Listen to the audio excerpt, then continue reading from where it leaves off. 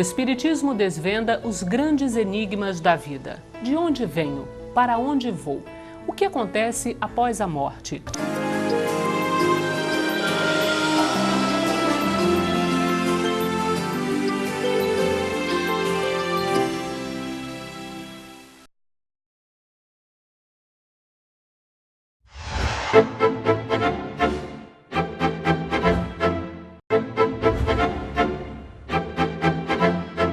Começa agora o programa Transição, a visão espírita para um novo tempo. Viver ao lado da pessoa amada é um grande projeto de vida, um grande desafio. Este é o nosso tema de hoje, casamento saudável. O casamento é uma das experiências mais extraordinárias que o ser humano pode experimentar. Allan Kardec propõe no Livro dos Espíritos a conjugalidade quando pergunta se ela estava de acordo com a lei da natureza, a união permanente de dois seres. E os Espíritos respondem nessa obra monumental que trata de vários assuntos importantes da atualidade, justo na lei de reprodução, de que o casamento é um progresso na marcha da sociedade. O casamento saudável, ele se configura por um relacionamento que preconize a fidelidade da conjugalidade, o compromisso afetivo, a interação que envolva uma conexão sexual, mas também uma amorosidade que é o cimento da relação. Essa amorosidade ela se manifesta através da compreensão um do outro e, portanto, que se configura no respeito às diferenças, bem como nesse sinergismo acerca das similitudes, e ele se alarga, demonstrando que ele é saudável, quando o casal é capaz de se tornarem cúmplices um do outro nos processos evolutivos que cada um se envolve. Se nós entendemos que uma família é constituída a partir de um projeto de convivência, onde um vai ajudar no crescimento do outro, será que uma família que não seja constituída por um homem e uma mulher, mas por pessoas de uma outra orientação sexual, nós poderíamos considerar um casamento? Há um tempo atrás, pessoas que viviam juntas, elas sentiam que quando um dos dois, por exemplo, falecia, sejam homens ou mulheres, isso criava, às vezes, uma dificuldade com a família.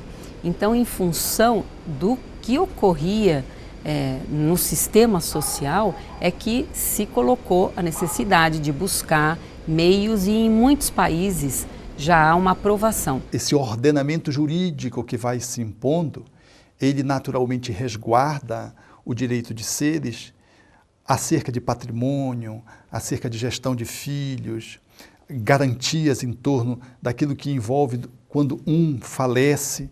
São, portanto, determinadas ocorrências do nível civil que precisam naturalmente receber um trato de legalidade. E o nosso país caminha nessa direção muito acertadamente. Mas se nós tirarmos o aspecto legal e ficarmos exclusivamente com o aspecto afetivo, da mesma maneira que um casamento sem papel passado, este casamento entre pessoas do mesmo sexo pode ser constituído de pessoas que se amam verdadeiramente e que são pessoas que direcionam a sua vida da maneira que podem, buscando a constituição da sua própria família. Então nós vemos hoje já a liberação de crianças para adoção por casais de outras orientações sexuais, de casais homossexuais, e a partir de um entendimento de que ali já existe uma família constituída. Então você vê, não é só uma questão de relacionamento, a questão já entra também, né, com os filhos. Algumas pessoas dizem assim, mas o que vai acontecer? Nós, assim, como é um movimento que está bem no início, as consequências nós ainda não temos, assim, pesquisas. E o que acontece? O que acontece quando um casal do mesmo sexo cuida de filhos, por exemplo? Né? Como é que é essa evolução quando, na criança, quando ela tem duas mães a criando ou dois pais? Né? Isso não existe ainda como consequência uma avaliação, mas o fato é, nós precisamos olhar que isso está acontecendo na nossa sociedade. E é importante, acima de tudo, o respeito. É assim que eu percebo, né? O respeito às escolhas de cada um. Porque quem assume as consequências é a própria pessoa. Então, isso de julgar condenar, criticar, ao que leva tudo isso? Isso contribui ou isso dificulta o processo como um todo? Cabe-nos ao respeito. A sociologia, a antropologia, o futuro, portanto, vai nos dizer mais acertadamente acerca dessas uniões, desses novos formatos, não só de acasalamento e de família. E nós haveremos de, mais tarde, poder referendar ou não, para poder compreender que o espírito imortal, ele traz inúmeros desafios e que de modo algum nós podemos resolvê-los à custa de uma medida de fora para dentro, castrativa, repressora e policialesca. Muitos casamentos passam por dificuldades. De que maneira podemos nos relacionar melhor? Para que nós tenhamos uma união saudável, nós precisamos primeiramente respeitar espaços, pontos de vista, aceitar aquela pessoa que está do seu lado do modo que ela é. Nós temos que ver o outro como um companheiro em construção, tanto quanto nós. Nós precisamos nos colocar como pessoas em crescimento, ouvir, estabelecer um diálogo. É claro que há diferenças, porque cada um traz a sua bagagem, cada um tem o seu perfil psicológico próprio. Mas é possível sim construir um casamento saudável quando pautamos o nosso comportamento no respeito, no carinho, na fraternidade, na gentileza, na atenção. Uma coisa que eu acho que funciona muito é o casal escolher um dia, pode ser da semana, da quinzena, do mês, para ser chamado Dia do Diálogo. Nesse dia, de maneira amena, já combinada, não é para brigar, não é para cobrar, é o dia em que nós vamos discutir o nosso projeto de vida e reavaliar as nossas funções. É onde um vai contribuir não com uma crítica mordaz, mas com uma questão que vai realmente motivar o outro de uma maneira positiva. Eu acho que isso faz com que a gente viva muito mais plenamente, com mais felicidade. O casamento é mais alegre, é mais feliz, porque existe companheirismo. Então, eu acho que essa palavra, nós precisamos ser companheiros, aceitando um ao outro do modo que a gente é. A gente vai fazendo pequenas mudanças e pequenos ajustes, mas só quando a gente quer, não quando o outro quer, não é? O casamento é uma possibilidade extraordinária que leva a criatura a sair um pouco de si mesma, aprendendo gradativamente a pensar no outro. A nossa destinação futura é levar-nos a amarmos-nos uns aos outros irrestritamente, incondicionalmente. Mas como amar a humanidade sem antes aprendermos a amar uma criatura que seja? E o cônjuge é o próximo, mais próximo, que a lei coloca à nossa disposição como oportunidade e possibilidade de treinarmos e vivenciarmos este amor. Mas todos nós, seres humanos, homens ou mulheres, trazemos em nós esse germe da criatividade e das possibilidades evolutivas, de forma que cada um de nós poderá enxergar no companheiro ou na companheira um companheiro ou uma companheira de viagem, alguém para quem podemos estender as mãos e viver unidos no ideal de construir uma família saudável, através de uma união conjugal saudável. Então, o casamento, ele é a plataforma através da qual vai surgir a família, que os espíritos disseram a Allan Kardec, que é a base da construção evolutiva de uma sociedade. Abolir os laços familiares é a recrudescência do egoísmo, tal como os espíritos responderam ao codificador em O Livro dos Espíritos, quando trata da lei de sociedade. O casamento, bem posto, ele exporta para os filhos uma família que vai aprendendo a se conjugar. A família é o centro do nosso desenvolvimento. Muitas vezes o indivíduo acha que a família dele não é a ideal, mas é a família que construímos, que merecemos. Nós temos muitas famílias que funcionam de uma maneira difícil, com um aprendizado, com grandes desafios. mas que existe uma fonte de amor que acaba gerando um equilíbrio. Mas não é importante que não é por acaso que eles estão ao nosso lado que haja grande mudança?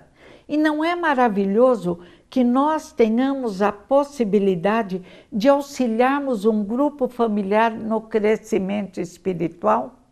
E que seria de nós se a nossa família espiritual mais desenvolvida e madura não nos suportasse em nossas necessidades, não nos abraçasse em nossas dificuldades, não nos impulsionasse ao progresso necessário ao nosso refazimento espiritual?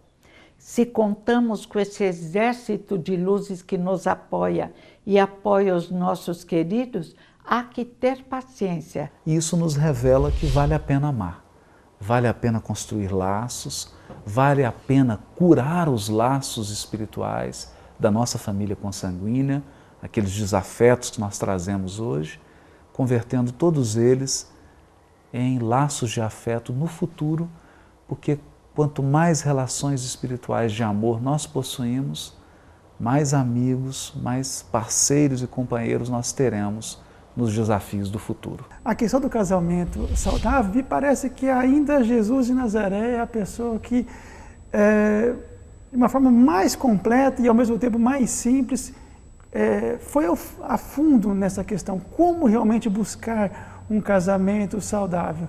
Na época ele citou que os casamentos se desfaziam pela dureza dos nossos corações e naturalmente isso continua existindo. Duas pessoas que busquem realmente, sobretudo e em primeiro lugar, o diálogo, o desejo de construir de uma forma conjunta alguma coisa, e isso é importante, o que nós queremos construir com as pessoas. Claro, cada caso é um caso, cada casal é um casal, porque nós somos pessoas únicas. Duas coisas únicas se juntando, claro, dá uma outra coisa única, e é assim que é cada casal. Então me parece que não há uma receita pronta, naturalmente. Mas o desejo do bem, conjunto, coletivo do casal, naturalmente vai se externar para uma família, entendendo já uma família um pouco mais ampla, com os filhos, com os parentes, e naturalmente isso vai se refletir numa sociedade cada vez mais saudável. Diálogo e desejo do bem. E sem um casamento saudável, e quando nós dizemos saudável, não estamos dizendo um casamento sem problemas, sem dificuldades, sem desavenças, sem desencontro de opiniões, saudável no sentido de que as pessoas dão conta de forma equilibrada dos desafios que o casamento apresenta.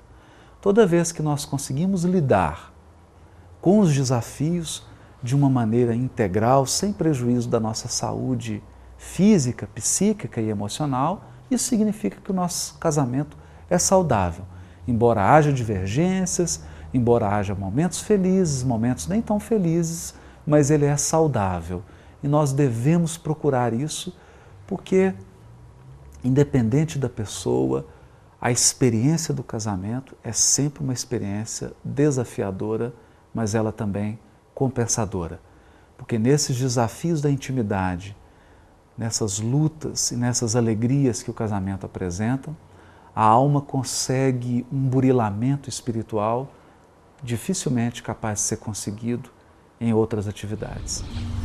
Manter um relacionamento exige cooperação, boa sintonia e esforço das duas partes envolvidas para assim fazer um projeto de uma vida equilibrada e saudável. O Transição de hoje fica por aqui. Não esqueça de compartilhar este programa com quem você ama. Até o próximo Transição. Tchau!